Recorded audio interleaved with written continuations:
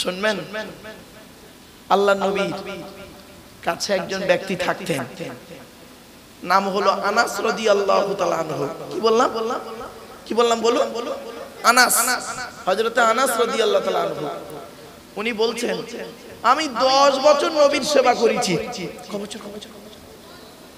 10 বছর নবীর সেবা করেছি, একটা দিন নবী আমাকে বলেনি, এই আনাস, এই এটা হয় না কেন রে, ওটা হয় না কেন। একদিনও নবী আমার বলেনি। আর নবী আমার সহযোগিতা করতেন। একদিনের একটা ছোট্ট ঘটনা, কি বলছে, নবীজি আমাকে পাঠিয়েছেন একটা কাজে। আমি মালটা আনতে গিয়েছি, রাস্তার ধারে দিয়ে যাচ্ছি, যেতে যেতে দেখি রাস্তার ধারে একটা বড় মাঠ, সেখানে লোকেদের খেলা হচ্ছে, খেলাধুলা হচ্ছে। আমি ওখানে খেলায় মেতে গেছি, খেলা দেখতে। এখন আমি ভুলেই গেছি আল্লাহর নবী আমাকে বাজারে পাঠিয়েছেন। এখন খেলা ভেঙে গেছে, খেলা হয়েছে, খেলা ভেঙে গেছে। ভেঙে যেতে এবারে আমি মনে পড়েছি, আল্লাহর নবী তো আমাকে বাজারে পাঠিয়েছিলেন, কি করি বলে আমি লজ্জায় আবার বাজারের দিকে যাচ্ছি। নবীজি পেছন দিক থেকে এসে বলছে, আনাস, খেলা দেখা হয়েছে, চলো এবার বাড়ি যাই। সুবহানাল্লাহ। কিছু বুঝতে পারলেন না? আনাস, খেলা দেখা হয়েছে, চলো এবার বাড়ি যাই। ভাবতে পেরেছেন? আর আপনার আমার বাড়িতে কি হয় জানেন? কাজের লোকটা যদি একটু ভুল করে ফেলে, এই কাঁচের গ্লাসটা যদি বাই চান্স ভেঙে ফেলে, কাজের মেয়েটা মাজতে গিয়ে কাজের ছেলেটা যদি ভেঙে ফেলে, সামান্য একটা কাঁচের গ্লাস, তার মা মাসি কিচ্ছু বাদ দেবেন না। আপনি আবার বলেন আমি মুসলমান, আপনি আবার বলেন আমি মুহাম্মদ সাল্লাল্লাহু আলাইহি ওয়াসাল্লামের উম্মত। হ্যাঁ, আপনি গালে দাড়ি রাখেন, মাথায় টুপি দিয়েছেন, লজ্জাস্থানে আগে চামড়া কেটেছেন, গরুর গোশত ভক্ষণ করেছেন, নামের আগে মুহাম্মদ দিয়েছেন, আপনি কাবা ঘরে হজ করে এসেছেন। বেকার, ফলস, ওটা ফর শো। এজন্য বাপেরা, অরিজিনাল মুসলমান হতে গেলে এই আল্লাহর according to Islamic law, not only according to Indian law, according to Islamic law, এই আইনের বইটাকে আপনাকে ফলো করতে হবে, এই কোরআনটাকে আপনার ফলো করতে হবে। আর কোরআন যার উপরে এসেছে তিনি হলেন বিশ্বনবী মুহাম্মদ সাল্লাল্লাহু আলাইহি ওয়াসাল্লাম, তাকে ফলো করতে হবে।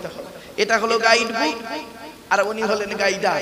বাস, আপনি যেখানেই যাবেন, অচেনা জায়গায় গেলে একটা গাইডার লাগে, একটা গাইড বুক লাগে। তো আমরা অচেনা জায়গায় এসেছি, মায়ের পেট থেকে পৃথিবীতে এসেছি। আল্লাহ নিজেই বলছেন, আমি বলিনি।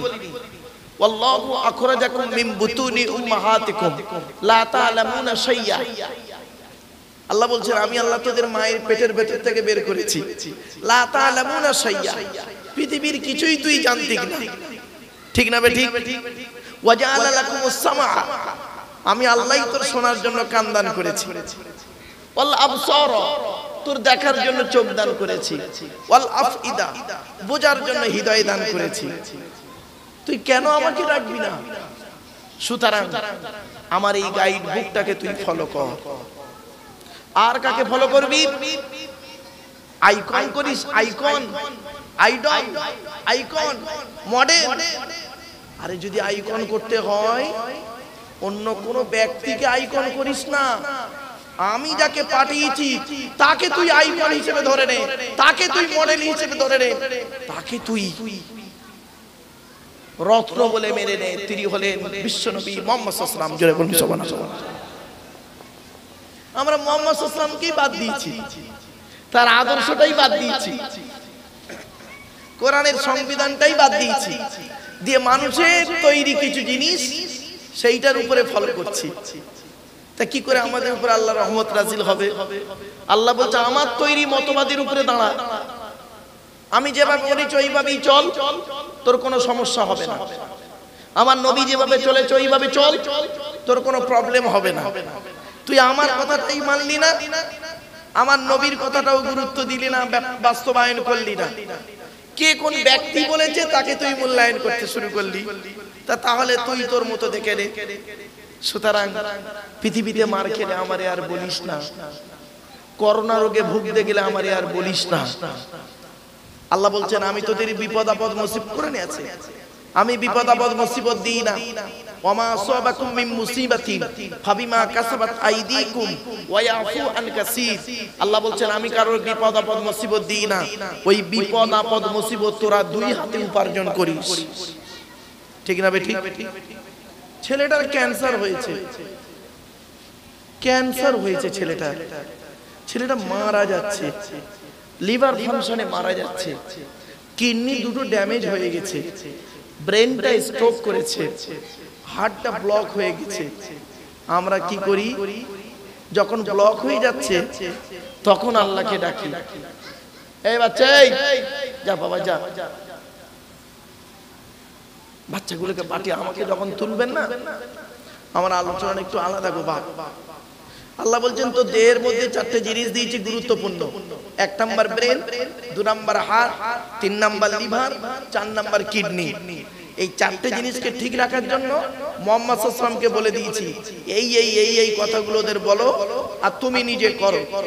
কি ব্রেনটা দিয়েছি কেন? অযথা টেনশন চিন্তা করবি না, দুনিয়ার চিন্তা করার দায়িত্ব তোর নয়, তুই আখিরাতের চিন্তা কর, আমি বাকিটা দেখে নেব। মাল্লাহুল মাওলা ফালাহুল কুল। যে ব্যক্তি আমার পাগল হবে, যে ব্যক্তি আল্লাহর পাগল হবে, আল্লাহ তার সারা পৃথিবীতে সুনাম ছড়িয়ে দেবে। জোরে জোরে। খাজা মঈনুদ্দিন চিশতি আল্লাহর পাগল হয়েছে, সারা পৃথিবী খাজা মঈনুদ্দিনকে চিনেছে। বড় পীর আব্দুল কাদের জিলানী আল্লাহর পাগল হয়েছে, তাই সারা পৃথিবীর মানুষ তার পাগল হয়েছে। মুহাম্মদ সাল্লাল্লাহু আলাইহি ওয়াসাল্লাম আল্লাহর পাগল হয়েছে, তাই সারা পৃথিবীর মানুষ মুহাম্মদ সাল্লাল্লাহু আলাইহি ওয়াসাল্লামের পাগল হয়েছে। সহজ ভাষা। নূহ নবী, আদম নবী, মুসা নবী, সালেহ নবী, ইব্রাহিম নবী আল্লাহর পাগল হয়েছে। ব্যাস, সামান্য ইব্রাহিম নবীকে বলল, এই ইব্রাহিম, এই তুমি তোমার মহব্বতের জিনিসটাকে আমাকে দান করো তো। এইটুকু কথা, সামান্য কথা। আল্লাহ বললেন, ইব্রাহিম তুমি তোমার মহব্বতের জিনিসটাকে আমাকে দাও। তো ইব্রাহিম নবী চিন্তা করছে, আমি সবথেকে মহব্বতের প্রিয় আমার কে পৃথিবীতে? বলল, ভাবলো, ভাবতে ভাবতে দেখলো না, আমার ছেলে ইসমাইলই আমার সবথেকে আদরের সন্তান, ওকে খুব বেশি ভালোবাসি। উনি চিন্তা করলেন আল্লাহ চেয়েছে মহব্বতের জিনিসটা, অতএব দিয়ে দিই মহব্বতের জিনিসটা। সঙ্গে সঙ্গে ছেলেকে করলো কি, গলায় ছুরি চালিয়ে আল্লাহর রাস্তায় কুরবানি দিয়ে দিল। কোরআন বলছে, আল্লাহ বলে, ওরে ইব্রাহিম, আমি তোমার ছেলে জবাই করতে বলিনি, আমি তোমার কাছে চেয়েছি মহব্বতের জিনিসটা দাও। আমি তোমাকে দেখতে চেয়েছিলাম তুমি আমাকে বেশি ভালোবাসো না তোমার ছেলেকে বেশি ভালোবাসো। তোমার ছেলেকে কুরবানি করতে হবে না, ছেলের বদলে একটা দুম্বার কুরবানি হয়ে গেল। আল্লাহ পাক তার টাইটেল দিল কি জানেন? আল্লাহ পাক টাইটেল দিল খলিল।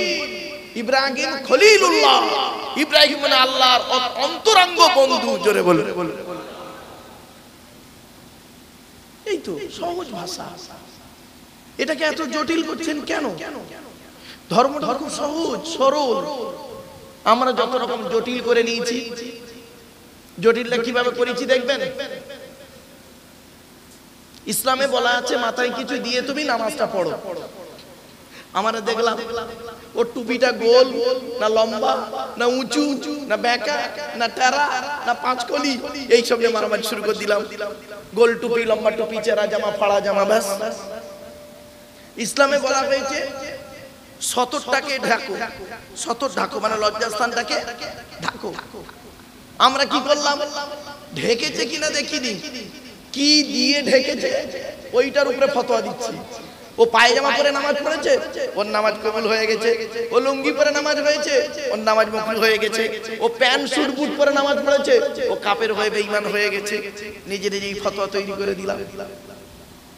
বুঝতে পারছি তো সর্বনাশটা কি করেছি? ছোট্ট একটা প্রশ্ন করি আপনাদের, বলুন দেখি।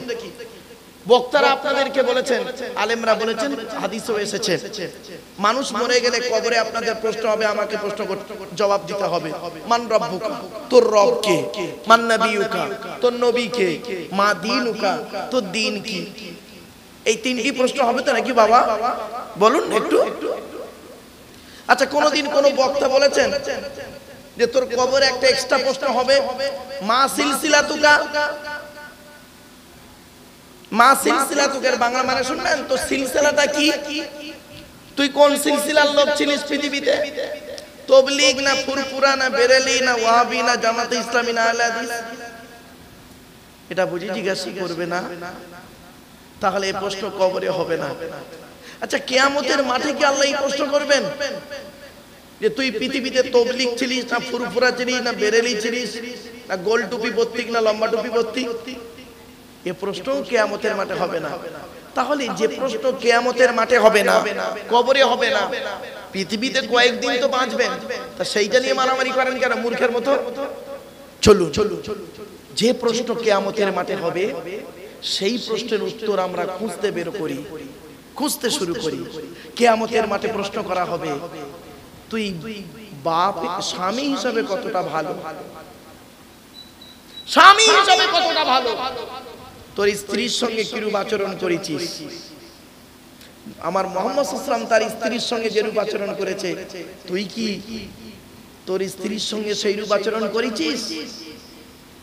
2 নাম্বার প্রশ্ন হবে, পিতা হিসাবে কতটা ভালো, বাপের দায়িত্বগুলো পালন করেছিস? 3 নাম্বার প্রশ্ন হবে, ছেলে হিসাবে কতটা ভালো, পিতামাতার যত্ন নিয়েছিলিস? 4 নাম্বার প্রশ্ন হবে, ভাই হিসাবে কতটা ভালো, ফারাইজি অংশটা বোনকে দিয়েছিলিস? 5 নাম্বার প্রশ্ন হবে, দুলা ভাই বা দেওর, কি বললাম বাবা? দুলা ভাই বা দেওর হিসাবে তুই কতটা ভালো ছিলিস? মা বোনেরা ভালো করে শুনে নিন, নবীজি বলেছেন, নবীজির কাছে একদিন মেয়ে ছেলে এসে বলছেন, হে নবী, আমরা পৃথিবীতে কাকে বেশি ভয় করব? নবীজি বললেন, একজন লোককে বেশি ভয় করবে, ওই লোকটার কাছে বেশি যাবে না, খবরদার যাবে না, মরণের মতো ভয় করবে। মৃত্যুকে যেমন ভয় করো, ওই লোকটাকে তেমন ভয় করবে। বলল, লোকটার নাম কি? নবীজি বললেন, ওটা হলো তোমাদের দেওর। আমরা এত বোকা মেয়ে ছেলে, আমার মা বোনরা একটু ভুল করে, নারায়ে তাকবীর, নারায়ে তাকবীর, আওলাদে মুজাদ্দিদুজ জামান, আল্লাহু আকবার। আমার বাপেরা, নবীজি বললেন, তোমরা দেওর থেকে দূরে সরে থেকো, দেওর মৃত্যুর মতো। আশ্চর্য, আমার মা বোনরা দেখবেন ভাসুরকে দেখে ভক্তি মানে লজ্জা করে, আর দেওরের কাছে একটু খোলামালা হয়ে যায়। ওরে মা বোন, দেওর থেকে তুমি লজ্জা করো। বাস্তব রাসূলুল্লাহর হাদিস। কিয়ামতের মাঠে প্রশ্ন হবে, মামা হিসাবে কতটা ভালো, খালু হিসাবে কতটা ভালো। খালু বোঝেন বাবা? খালু হিসাবে, মামা হিসাবে কতটা পারফেক্ট তুমি ছিলে পৃথিবীতে। কিয়ামতের মাঠে প্রশ্ন হবে, ফুপা, কি ফুপা বলেন তো নাকি বাবা? ফুপা হিসাবে কতটা ভালো, আর চাচা হিসাবে কতটা ভালো। বাপ মারা গেছে, ভাই মারা গেছে, ভাইয়ের ছোট ছোট সন্তান বেঁচে আছে, আর তুমি চাচা বেঁচে আছো, ভাইপোদের সম্পত্তি নিজের নামে রেকর্ড করে নিলে। তুমি আবার হাজী সাহেব বলো, তোমার হজই আল্লাহ কবুল করবে না, তোমার নামাজই আল্লাহ কবুল করবে না। 8 নাম্বার হলো, 9 নাম্বার প্রশ্ন হবে কিয়ামতের মাঠে, দাদু হিসাবে কতটা ভালো। কি বললাম বাবা? দাদু। আচ্ছা, দাদু কি ছেলে ছেলে বাপকে বলেন? তাই তো, বাপের বাপকে দাদু বলেন তো নাকি? দাদু হিসাবে কতটা ভালো। অনেক দাদু আছে দেখবেন, 4টে ছেলে, বড় ছেলেরা পয়সা দেয়, বড় ছেলের ছেলেকে বেশি করে কোলে করে নেয়, আদর যত্ন করে। মেজো ছেলেটা গরিব, তার অত ইনকাম নেই, মেজো ছেলেটা নাতির প্রতি গুরুত্ব কম। সেজো ছেলেটার বোম্বাই একটা বড় দোকান আছে, সোনার দোকান, অনেক টাকা পাঠায়। তাই ভগবতীপুর বাজারে একটা দোকান ছিল গোপনে, সেজো ছেলের নামে লিখেই দিল। মনে রাখবেন, 4টে ছেলে, একই বিচার তুমি যদি করতে না পেরেছো বাপ, কিয়ামতের মাঠে তোমাকে জাহান্নাম ছাড়া কোনো রাস্তা হবে না। তোমার নামাজও বাঁচাতে পারবে না, তোমার রোজা বাঁচাতে পারবে না, তোমার দাড়ি টুপি বাঁচাতে পারবে না। মনে রেখো। 10 নাম্বার হলো নানা হিসাবে কতটা ভালো। মেয়ের বাপকে নানা বলি, তাই তো? মায়ের বাপকে আমরা নানা বলি। নানা হিসাবে কতটা ভালো। অনেক দাদু আর অনেক নানা আছে দেখবেন এত অভদ্র, তারা কি করে দেখবেন, নাতিদের সঙ্গে কথা বলে গালি দিয়ে, ভালোবেসে গালি দিচ্ছে। খবরদার নয়।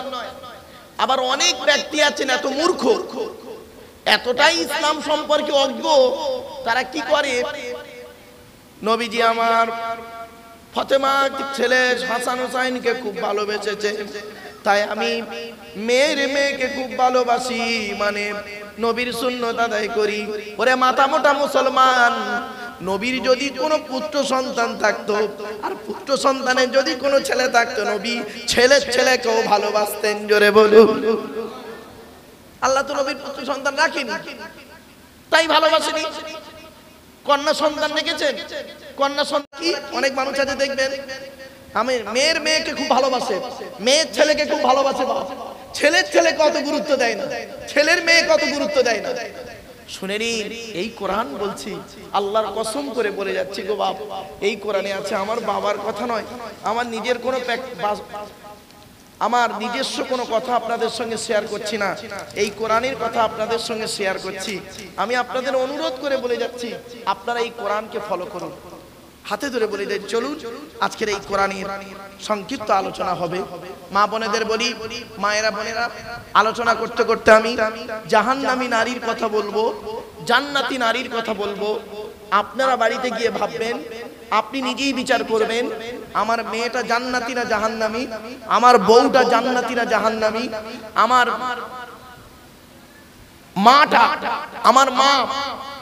মাটা জান্নাতি না জাহান্নামী, আমার নাতনিটা জান্নাতি না জাহান্নামী, নিজেরাই পেয়ে যাবেন এখানে। আমার এই আলোচনার মাধ্যমে নিজেই বিচার করবেন।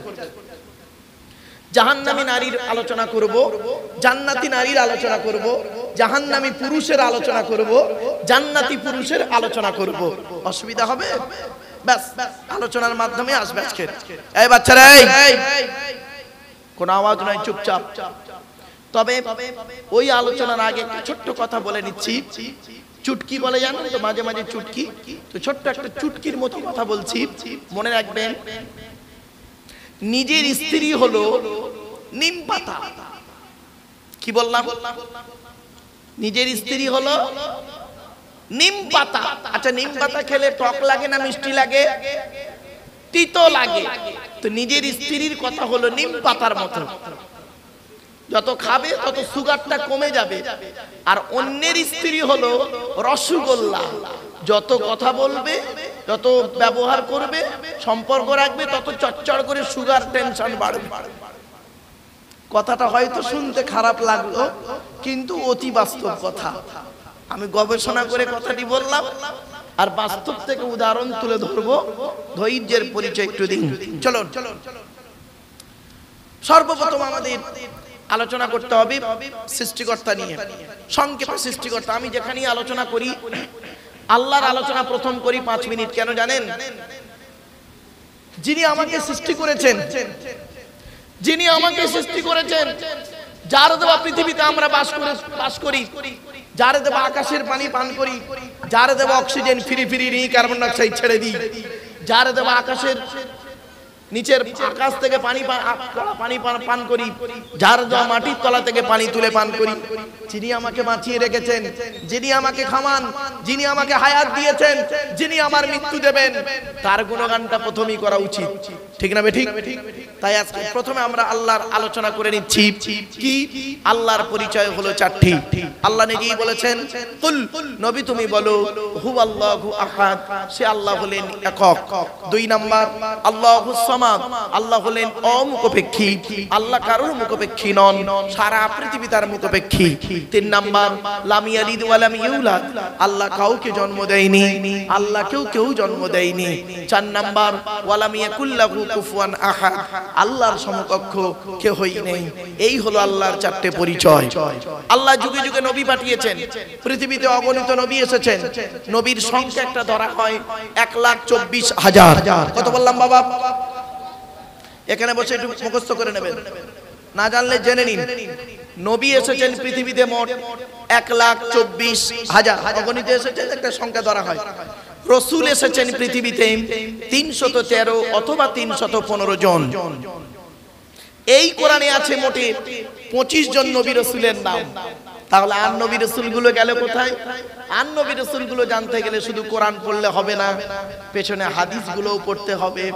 কোরআনের আগে যে কিতাবগুলো এসেছে সেগুলোও একটু ঘাটাঘাটি করতে হবে।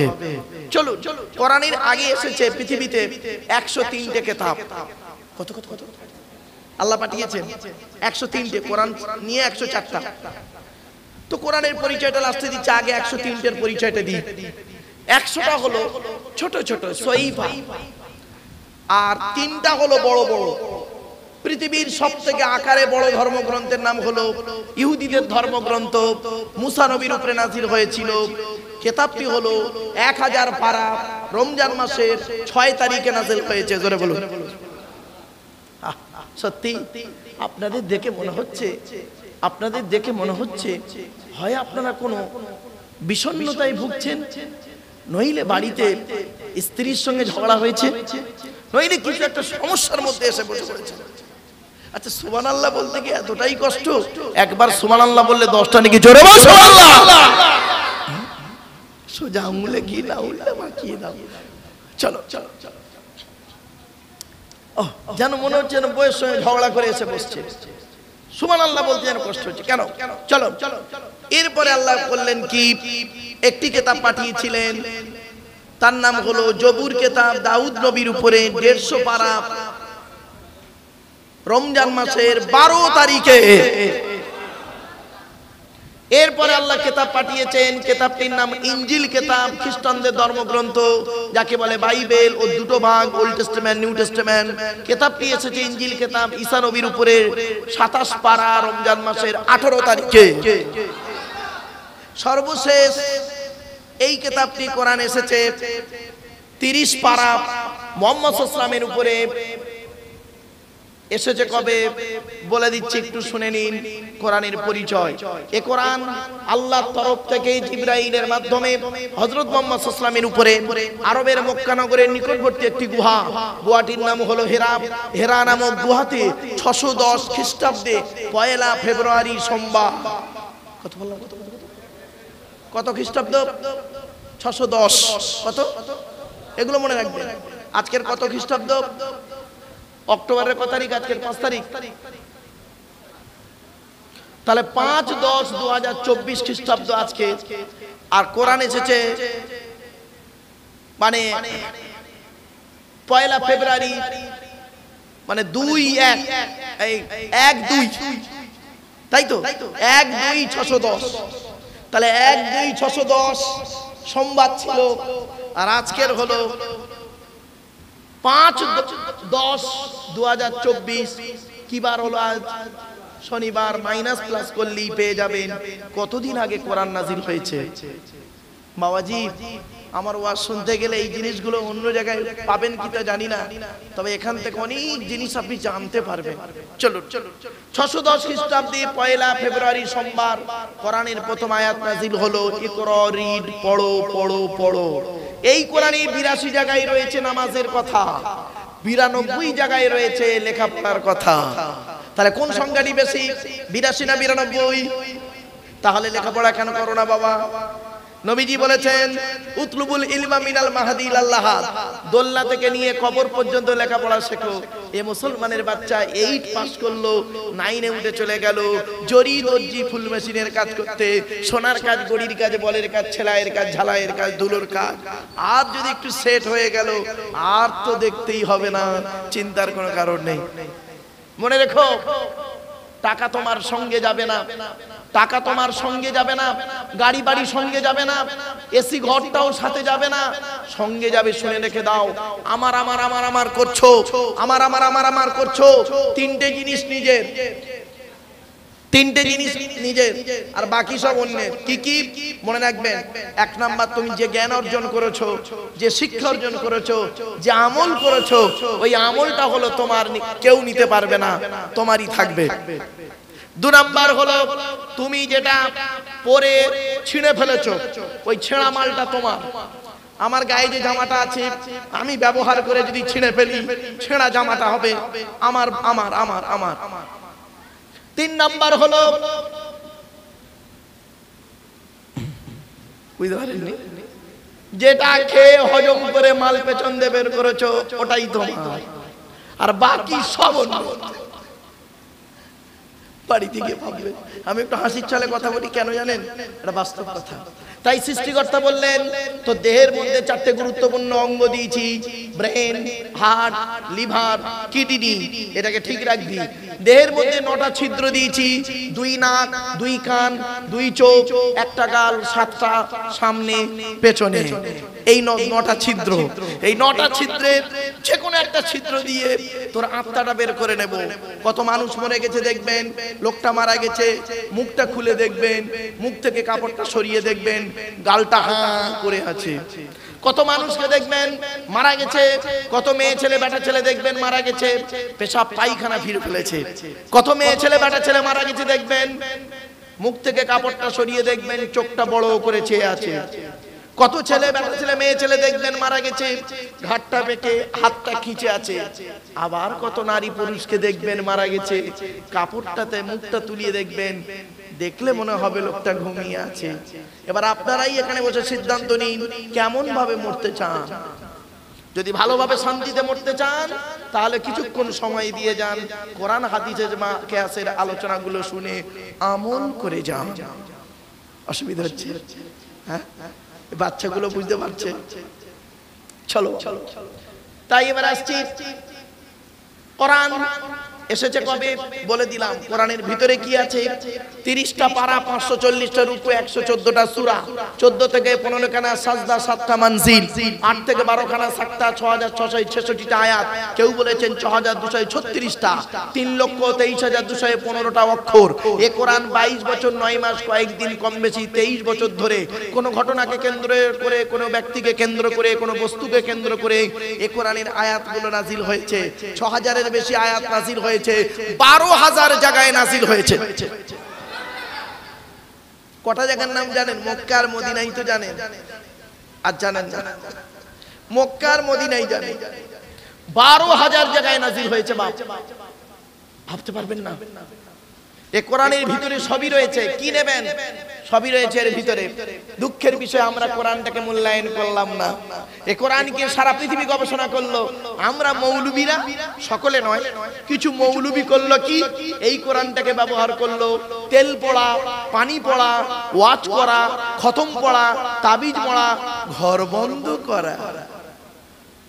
আমি আজ পর্যন্ত পাইনি বাবা, যদি কেউ পেয়ে থাকেন আমাকে বলবেন। এই অন ক্যামেরার সামনে বলছি, নবীর যুগে নবীর কোন সাহাবী এসে নবীকে বলেছেন যে হুজুর, ইয়া রাসূলুল্লাহ, আমার ঘরে জিন ভর্তি হয়ে গেছে, আমার ঘরে লোক সর্বনাশ করে দিয়েছে, আপনি 23 হাত লম্বা একটা রড পুঁতে দিন আর আজান দিয়ে আমার ঘরটা বন্ধ করে দিন। অসুবিধা হচ্ছে না শুনতে? আমি জীবনে কোনোদিন কোনো হাদিসে পাইনি, আর আপনাদের আমি চ্যালেঞ্জ দিয়ে গেলাম, যদি কেউ পেয়ে থাকেন আমাকে বলবেন, আমি শিখে নেব যে নবীজি বলেছেন, কোন সাহাবীকে বলেছেন এই তোমার ঘরে জিন ভর্তি, গোড়াগত রড কিনে আনবে আর হাঁড়ি কলসি কিনে আনবে, তাবিজ দিয়ে ঘরের কোণগুলো বন্ধ করে দেবো, জিন আর ঢুকতে পারবে না। আমি আজ পর্যন্ত পাইনি। এই কোরআনটা কিনে আমরা ব্যবহার করলাম ওইভাবেই। এই কোরআনের ভিতরে রয়েছে 1000-এর বেশি আয়াত বিজ্ঞান ভিত্তিক। হাফেজ সাহেবরা কোরআন পড়ে সওয়াবের আশায়, নেকির আশায়। একটা হাফেজ সাহেব বছরে কয়েক সবার কোরআন পড়ে, কিন্তু কোরআন পড়ে একটা সূচের পিছনে ছিদ্র বের করতে পারলো না। একটা বৈজ্ঞানিক এই কোরআনটা মাত্র একবার পড়লো, একটা আয়াতকে নিয়ে গালে হাত দিয়ে চিন্তা করতে করতে করতে করতে মধ্যাকর্ষণ শক্তি আবিষ্কার করে ফেললো, প্লেন তৈরি করে ফেললো, পরমাণু বোমা তৈরি করে ফেললো, রকেট তৈরি করে ফেললো, ফিঙ্গারপ্রিন্ট তৈরি করে ফেললো, চোখের রেটিনা বের করে ফেললো। শুধু তাই নয়, মিসাইল তৈরি করলো। পার্থক্য এই জায়গাটায়। বৈজ্ঞানিকরা কোরআন পড়ে গবেষণা করে বের করে কিছু, আর হাফিজ সাহেবরা কোরআন পড়ে নেকির আশায়। একটা অক্ষর পড়লে 10টা নেকি নবী বলেছেন, অতএব যত পড়বো তত নেকি পাবো। দুনিয়াতে নেকি শান্তিতে থাকি বা না থাকি, কিয়ামতের মাঠে জান্নাতের আশা। কিছু বুঝতে পারছেন আমার ওয়াজ? এই বাচ্চাদের কিছু চুপ করান তো ওদিকে মা বোনেদের কাছে। এই মা বোন, এই আম্মু দুটো উপরে উঠেছে কেন মা? পড়ে গেলে ঠ্যাং। বাচ্চা মেয়ে তো ওরে উপরটায় উঠেছে। চলেন, তো আজকে আমরা কোরআনের একটি প্রথম সূরা, কোরআনের সবথেকে বড় সূরা, সূরাটির নাম সূরা বাকারা, তাই তো নাকি? আবার বলেন না? আচ্ছা, বাকারা মানে কি জানেন? গাই গরু। কি বললাম? গাই গরু। বাকারা মানে গাই গরু। তা কোরআনে একটা সূরার নাম গাই গরু, একটা সূরার নাম চতুষ্পদ জন্তু, একটা সূরার নাম খানজা, একটা সূরার নাম মাকড়সা, আনকাবুত মানে মাকড়সা, একটা সূরার নাম পিঁপড়ে, একটা সূরার নাম মৌমাছি। এরকম এইরকম নাম দিলে কেন? এইরকম নাম কেন? মক্কা মদিনা আব্দুল গফফার, আব্দুল জব্বার, করিম করিম নাম দিলে ভালো হতো নি? আল্লাহর 100টা নাম তো, মুহাম্মদ সাল্লাল্লাহু আলাইহি ওয়াসাল্লামের 100টা নাম তো, তো ওই নামে একটা করে সূরা দিলেই তো হয়ে যেত। এই গরু, গরু, চতুষ্পদ জন্তু, মাকড়সা, মৌমাছি, পিঁপড়ে, এই সব দিয়ে সূরার নাম দিল কেন? প্রথম সূরার নাম হলো সূরা বাকারা। বাকারা মানে গাই গরু। এখন যদি কোনো অমুসলিম ভাই আপনাদের প্রশ্ন করে, ও ভাই মুসলমানেরা, তোমরা তো কোরআন কোরআন করে খুব চিৎকার করো, তোমাদের কোরআনের প্রথম সূরাটার নাম হলো বাকারা, গাই গরু কেন? কি উত্তর দেবেন?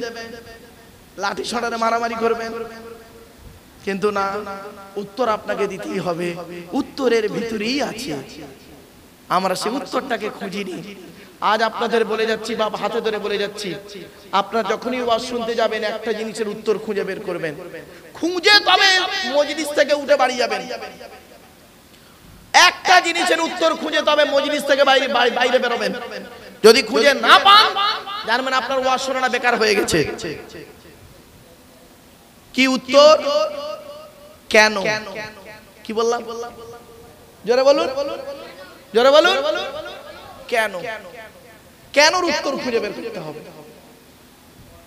আর এই কেনর উত্তর বলতে গেলে বক্তাকে একটু লেখাপড়া শিখতে হবে।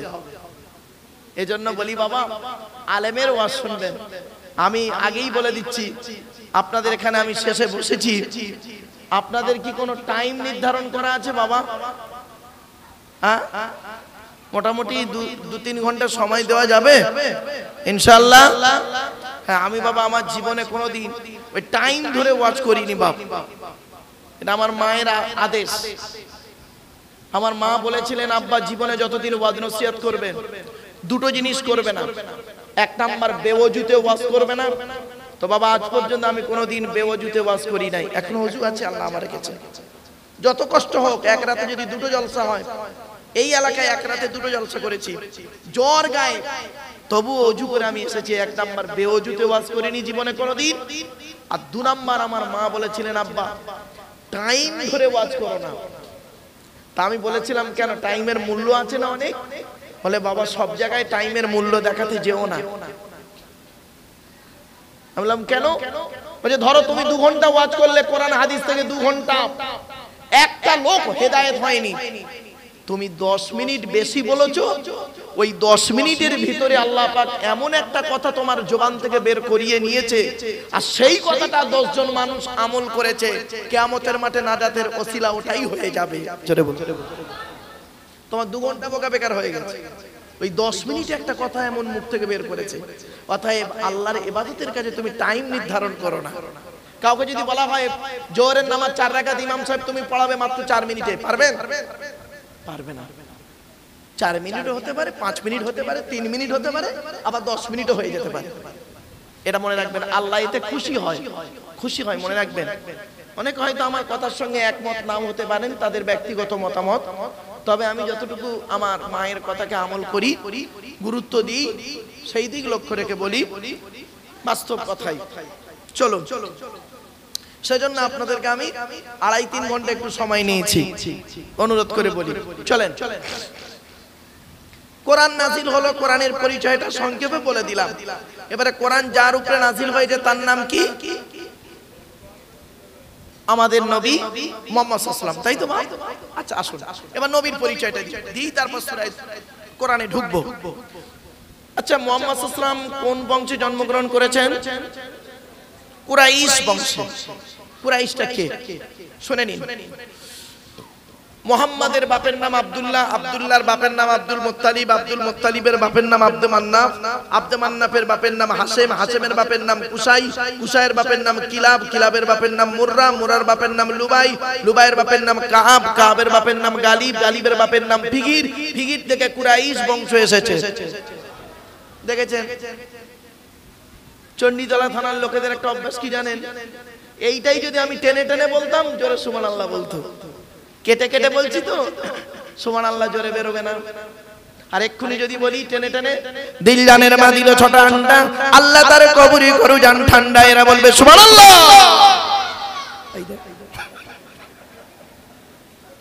এই দেখ জ্বলন্ত প্রমাণ দিলাম। ও বাচ্চাটা সুবহানাল্লাহ বলে চিল্লে উঠে।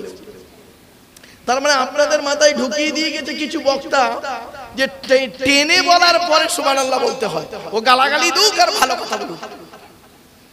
বাবা ওয়াজ ওটা নয়। নবীজি ওইভাবে ওয়াজ করতেন না। নবীজি যেভাবে ওয়াজ করতেন, চেষ্টা করছি বাপ সেইভাবে আপনাদের কাছে নবীর বাণী, আল্লাহর বাণী তুলে ধরা। চলো এবার আসছি নবীর পরিচয়। নবীর বাপের নাম আব্দুল্লাহ, মায়ের নাম আমিনা, দাদার নাম আব্দুল মুত্তালিব, দাদির নাম হলো নেতিনা বিনতে খব্বাব ব্রাকেটে ফাতেমা, কেউ বলেছেন সামিরা।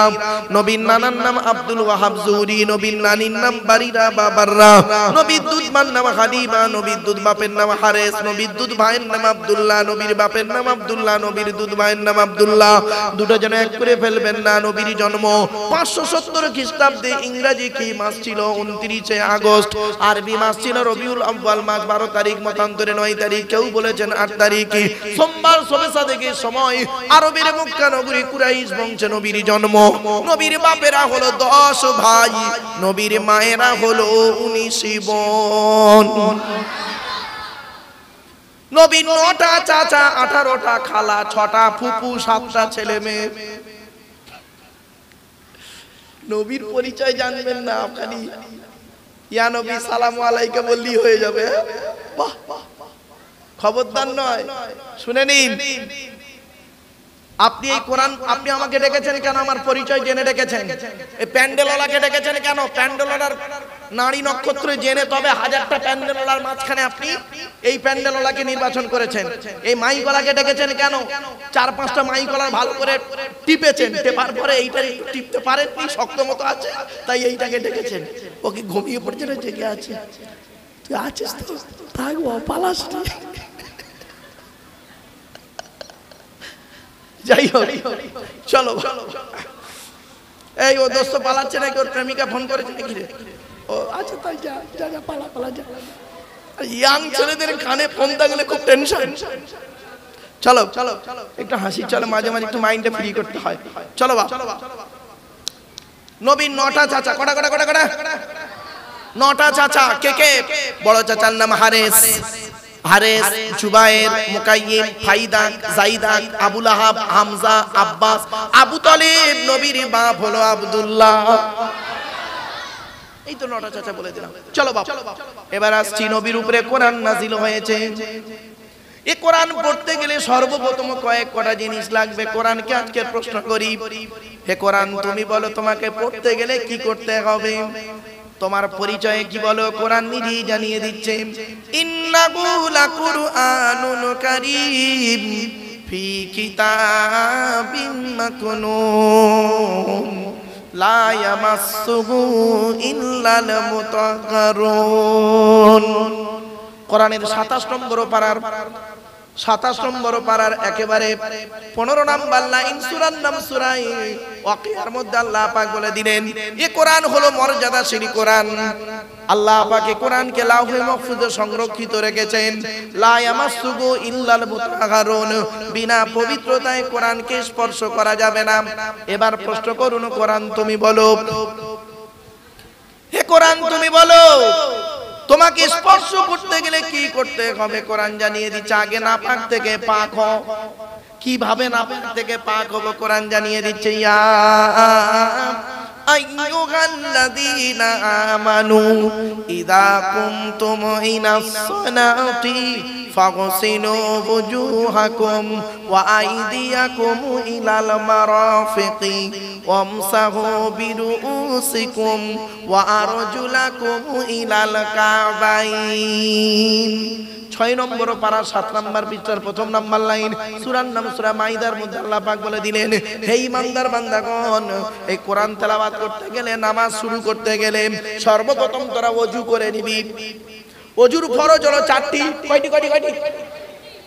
ওযুর ফরজ হলো 4টি। 1 নাম্বার হলো মুখমণ্ডল ধৌত করা। বাপেরা ভালো করে শুনে নিন, শিখে নিন, বুঝে নিন, জেনে নিন। ওযু করতে গিয়ে যদি ওযুর কতটুকু ধৌত করবেন শুনেন, মা বোনরা ভালো করে শুনে নিন।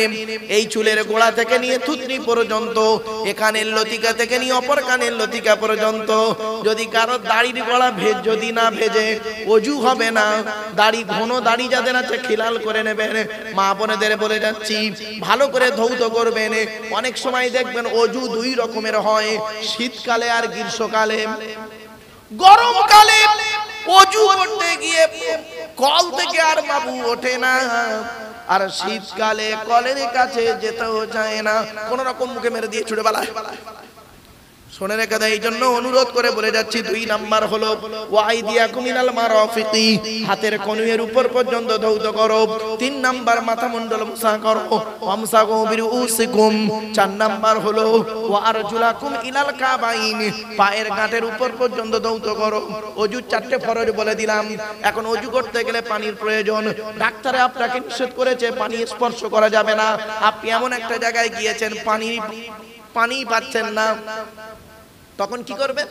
কোরআন জানিয়ে দিচ্ছে, আমি বলিনি, কোরআন বলছে, ওয়া ইন কুনতুম মারদা আও আলা সাফারিন আও জাআ আহাদুম মিনকুম মিনাল গায়তি আও লামাসতুমুন নিসা ফালাম তাজিদু মা'আন ফাতায়াম্মামু সাঈদান তাইয়িবান ফামসাহু বিওয়ুজুহিকুম ওয়া আইদিকুম। কোরআন জানিয়ে দিয়েছে 5 নম্বর পারা 4 নম্বর পৃষ্ঠার সূরার নাম সূরা নিসার মধ্যে আল্লাহ জানিয়ে দিলেন, ওযু করতে গেলে পানির প্রয়োজন।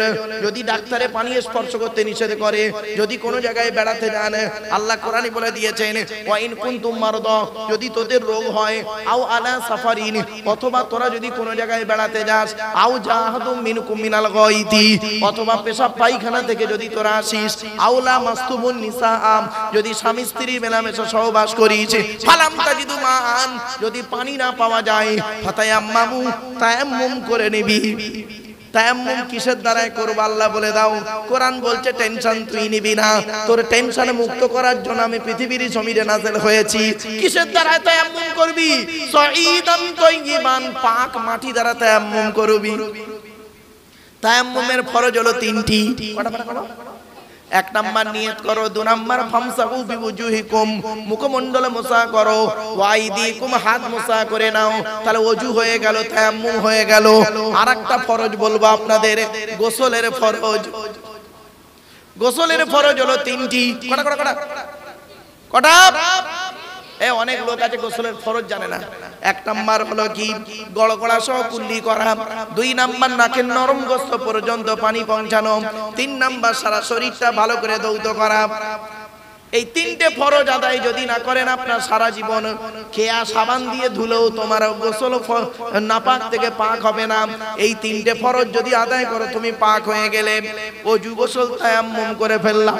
এবার আমরা কোরআন খুলতে যাব। কোরআন পড়তে গেলে প্রথমে কি পড়তে হয় শুনে নিন। কোরআন নিজেই বলছে, এই পৃথিবীর মানুষেরা শোন, নবাবপুরের মানুষেরা শোন। ঠিক বললাম? মাদ্রাসা পড়া নাকি?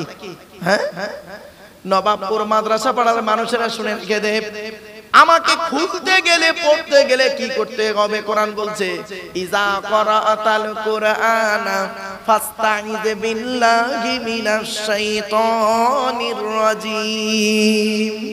14 নম্বর পারা একেবারে 17 নম্বর পৃষ্ঠা, সূরার নাম সূরা নাহলের মধ্যে আল্লাহ বললেন, ইজা করাআতাল কুরআনা, যখন তোরা কোরআন পড়বি, ফাস্তাইয বিল্লাহি মিনাশ শাইতানির রাজিম, আউয বিল্লাহ পড়ে নিবি। তাই আপনাদের করজোড়ে বলে যাচ্ছি বাবা, একবার আউয বিল্লাহ পড়া যাবে? পড়ুন, আউযু বিল্লাহি মিনাশ শাইতানির রাজিম।